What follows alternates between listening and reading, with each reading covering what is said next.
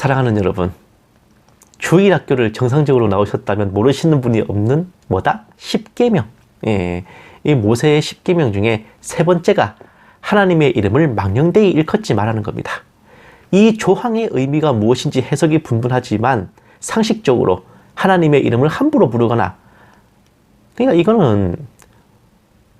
이건 특히 서양 사람들, 영어권 사람들이 좀 들어봐야 될 얘기인데, 뭔가 문제가 생겼을 때, 일이 틀어졌을 때, 혹은 기분 나쁜 일이 생겼을 때, 오 마이 갓, 지저스 하는 거, 이거 굉장히 싸가지 없는 행동이라는 거예요. 그리고 무슨 맹세나 약속을 할 때 남발하거나, 그거 아니면은 하나님이 나 죽여도 돼, 이런 식의 맹세요. 또 비웃거나 무례한 태도로 하나님을 언급해서도 안 된다는 겁니다. 이건 너무 당연한 거지. 그런데 만약 하나님에 대해 설명하면서 어떤 우상에 빗대서 얘기한다면 어떻겠습니까? 예를 들면 절에 가가지고 대웅전의 그 불상을 보면서 진정한 부처는 하나님이세요 라고 한다든지, 모스크에 가서 코란을 가리키면서 여기 나와 있는 진정한 알라는 하나님이시다 라고 한다든지, 뭐 느낌이 좀 덜 오실 수도 있어서 좀 더 내놓고 던지면요, 바알을 섬기는 사람들에게 야야 진짜 바알은 하나님이셔, 태양신을 섬기는 사람들한테 진짜 태양신은 하나님이시다 라고 하면서, 비록 의도는 좋다지만 이런 식으로 하나님을 우상에 비유해서 언급하는 거, 사실 정상적인 사고를 가진 그리스도인이라면 상상할 수조차 없는 굉장히 무례막심한 겁니다. 의도가 좋았어도 그래요. 그런데 오늘 본문에서 사도 바울은 그 이해할 수 없는 행동을 했어요. 바울의 행동은 사도행전에 실려서 성경에 떡하니 기록됐죠. 다른 곳도 아닌 당시의 그리스 로마, 이 헬레니즘 문화권에서도, 그러니까 그리스가 아니라 원래는 말이 헬라입니다. 헬라. 그게 원래 그리스의 원어예요. 그래서 그리스 문화, 그리스 풍의 문화라 할 때 헬레니즘 문화라고 하는 거지. 어쨌든 그 헬레니즘 문화, 각종 우상 숭배의 총본산이자 본거지라 할 수 있는 아테네에서, 그것도 수많은 그리스 신들의, 올림푸스 신들의 우상과 제단들이 있는 신전에 가가지고 그 중에 하나, 알지 못하는 신에게 바친다 라고 되어 있는 제단을 가리키면서 여기 알지 못하는 신이 예수님이시다 라고 전하는 것은 참 상상을 초월하고 상식을 뛰어넘는 막장 행각이었습니다. 그런데 어째서 이런 바울의 행동을 하나님께서는 묵인하셨을 뿐만 아니라 성경에 기록하여 남기셨던 걸까요? 단순히 그의 중심을 보시고 심령을 감찰하셔서 전도 목적의 의로운 의도를 보셨기 때문이었을까? 그런 단순한 이유였다면 굳이 설교 주제로 삼을 것까지도 없었겠지만, 사도 바울의 행동과 여기에 대한 하나님의 승인은 이후 천수백 년 후에 일어날 거대한 배도에 맞서서 교회와 성도들을 지켜내기 위한 한판의 공작이었습니다. 사랑하는 여러분, 하나님을 대적하고 교회를 교란하기 위한 사탄의 공격이 많고 많거니와 그 미혹들 중에 대표적인 것이 바로 성경에 나오는 예수님의 행적은 다른 종교의 신화와 전설에서 짜집기해 만든 모조품이란 겁니다. 이른바 예수 신화설인데 생각보다 굉장히 뿌리 깊은 비방이며 모독이었어요. 19세기 독일의 자유주의 신학자들에 의해 예수님의 행적이 신화나 과장이라는 주장이 번지기 시작했고, 마침내 2007년 다큐 영화 시대정신에서 이런 내용들이 제대로 종합돼가지고 본격적으로 펼쳐졌습니다. 제가 군대 시절 군교회 목사님도 이 다큐를 보시고 굉장히 고뇌하셨을 정도로 그 파급력이 엄청났는데, 예수님은 이집트의 호루스, 그리스의 디오니소스와 아티스, 페르시아의 미트라, 인도의 크리슈나 등과 행적이 겹치며 결국 수많은 신화 속 메시아 구세주 신이나 신적인 존재들의 행적을 뺏기고 짜집기해서 그려낸 허구의 신화라는 겁니다. 12월 25일에 처녀인 이시스 마리아로부터 태어나, 정확하게는 이시스 메리라 그랬어요. 3명의 왕에 의해 숭배되고, 동방박사요. 30살부터 사역을 하고 12명의 추종자와 함께 방랑하며 병자를 고치고 무리를 걷는 기적을 베풀며 십자가에 못 박혀 죽은 후 3일 만에 부활했다는 이집트의 태양신 호루스. 이 호루스의 신화가 모든 것에 근원이 됐다고 합니다. 또 12월 25일에 처녀에게서 태어나 십자가에 못 박혀 죽고 3일 후 부활했다는 그리스의 아티스, 처녀에게서 태어나 제자들과 기적을 행하고 죽은 후 부활했다는 인도의 크리슈나, 12월 25일에 처녀에게서 태어나 물을 포도주로 바꾸는 기적을 행했고 죽은 후 부활했다는 그리스의 디오니소스, 12월 25일에 처녀에게서 태어나서 12명의 제자와 또 기적을 행하고 죽은 후 3일 만에 부활했다는 페르시아의 미트라 등이 결국은 예수님의 원본 모델이었다는 거죠. 저 또한 이러한 내용에 고뇌하며 추리를 거듭하다가 마침내 내린 결론은 예수님이 오실 것을 에덴 동산에서부터 미리 알았던 사탄이 왜? 여자의 후손이 너의 머리를 부셔버린다 라는 예언을 받았잖아요. 미리 예표와 짝퉁들을 투입해서 초를 치고 미혹하려 들었던 것으로 정리했었습니다. 그런데 오늘 본문이 이러한 예수 신화설에 대한 확답을 내려주고 있더라고요. 그러니까 저도 전에 제가 썰었던 것들을 좀 정정해야 되는 겁니다.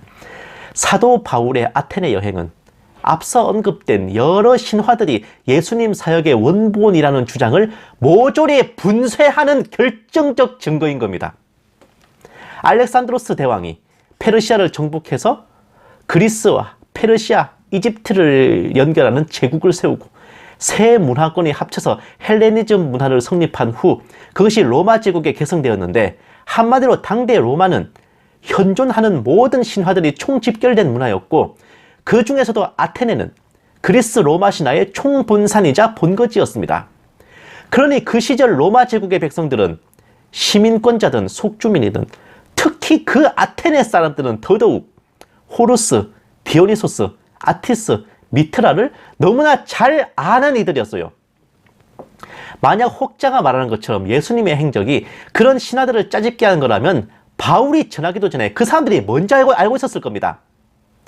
몇 마디 하기도 전에 우리도 다 아는 얘기를 어디서 약을 팔고 있어 라고 던지긴 하겠지요. 아 그래? 그때부터 내가 얘기해 볼게. 그 신이 물로 포도주 만들고 제자 12명 데리고 다니고 한 30살 때부터 시작했고 무리를 걸어다니고 병든 사람도 고치고 죽은 사람도 살리고 자기도 죽었다 살아났지? 십자가에 못 박혔고. 우리도 다 알아. 이 자식아 어디서 약을 팔어. 그 사람 처녀한테서 태어났잖아. 내 말이 틀려? 이랬을 거 아닙니까? 예? 내 말이 틀려요. 그런데 에피쿠로스 철학자, 스토아 철학자들은 물론 모든 아테네 사람들의 귀에 사도 바울이 들려주는 예수님의 이야기는 듣도 보도 못한 새로운 가르침이고 왠지 들어보고 싶은 어떤 이상한 거였습니다.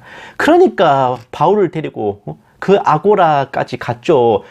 사람들 다 모인 자리에서 한번 썰 좀 풀어주세요 하고 데려간 겁니다. 네. 한마디로 그들에게 있어 예수님은 말 그대로 알지 못하던 전혀 새로운 구세주였습니다. 그리스, 로마, 이집트 신화를 줄줄 깨고 있던 이들에게 예수님의 이야기가 생판 처음 듣는 얘기였다면 일부러 시간을 내서 들어보고 싶을 정도로, 그리고 새로운 것이 아니면 배우고 듣는데 시간을 쓰지 않는 사람들인데 그랬을 정도면 답은 뻔한 겁니다. 예수님의 행적은 결코 그런 우상들의 신화로부터 짜집게 하거나 복제한 것이 아닌 오직 예수님만의 사역이었습니다. 그 누구도 그 어떤 신도 흉내내지 못한 전무후무한 진짜 하나님의 아들이 펼치신 유일무이한 공생애였습니다. 진짜가 나타난 거예요. 진짜가. 참으로 사악한 것은 시대정신이라는 다큐의 제작진들이 설명하는 것처럼 호루스, 미트라, 디오니소스, 아티스, 크리슈나 등은 십자가에 못 박힌 적도 죽었다가 살아난 적도 없고 전혀 수태를 한 적이 없어요. 일단 또한 성탄절이 12월 25일이라 해서 예수님이 그날 태어나신 게 아니잖아요. 근데 왜 마치 12월 25일날 다 태어난 것처럼 각을 맞췄을까?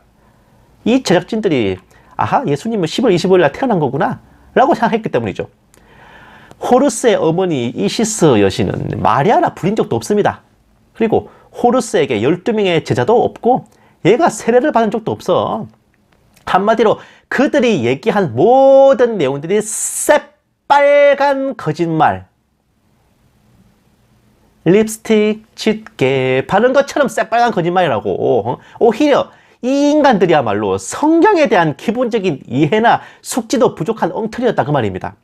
성경에 나오는 예수님에 대해서도 잘 모르는 인간들이 예수님은 신하라고 개소리를 삑삑 싸고 있었던 겁니다. 제가 어릴 때부터 그리스 로마 신화, 이집트 신화 무척 흥미롭게 읽었거든요.